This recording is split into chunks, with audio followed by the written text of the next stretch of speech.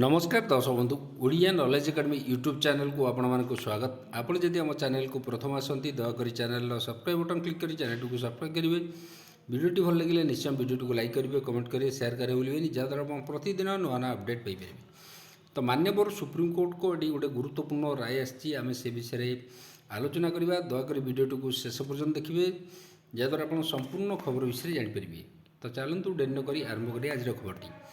तो ये देखो पेंशन पाइबा अस्थायी कर्मचारी हकदार।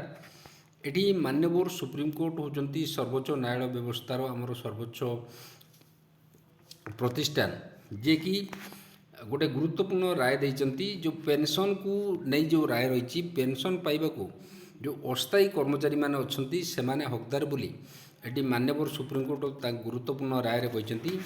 एठू देखु सरकारी विभाग रे जो सरकारी विभाग अच्छी से विभाग रे अस्थायी बा काजुआल कर्मचारी भाव काम करथुवा जो व्यक्ति माने से माने पेंशन पाइबा को हकदार बोली एनि मान्यवर सुप्रीमकोर्ट तांकर राय रे सुनिचंती। पेंशन दान नुहे बरम दीर्घदिन सेवा पई कर्मचारी को अधिकार बोली अदालत एटी तांको गुरुत्वपूर्ण राय रे कहचंती। सूचना जे बिहार डाक विभाग रे जन व्यक्ति 3 दशक धरी काजुआल कर्मचारी भाव रे एटी दायित्व निर्वाह करि आसुथिले। जोटिकी देखिबा एटी संपूर्ण कर्मचारी परलोक पर तांको पत्नी पेंशन प्रदान दाबी करी दीर्घ 18 वर्ष धरी आईनगत लड़ाई करि आसुथिले। से प्रथम central administrative tribunal Patna high court को द्वारस्थ होते।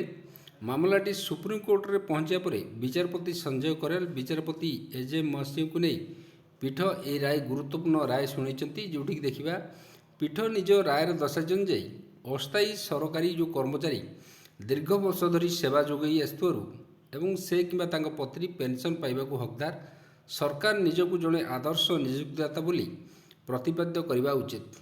कर्मचारी वर्गीकरण स्थायी अस्थायी विचार को नहीं क्या पेंशन रु वंचित करा अनुचित। एटी मान्यवर सुप्रीमकोर्ट को तांको राय एटी गोटे गुरुत्वपूर्ण राय देइचंती। जोटिकी सरकारी कर्मचारी जो मैंने अच्छा से निहाती गोटे यहाँ कहीपर आम खुशी खबर बोली। दयाकोरी वीडियो को जदि भल लगे निश्चय वीडियो को लाइक करेंगे, कमेंट करेंगे, शेयर करेंगे भूलें जहाँद्वारा आप प्रतिदिन एमती नुआ नुआ अपडेट पाइपर। धन्यवाद।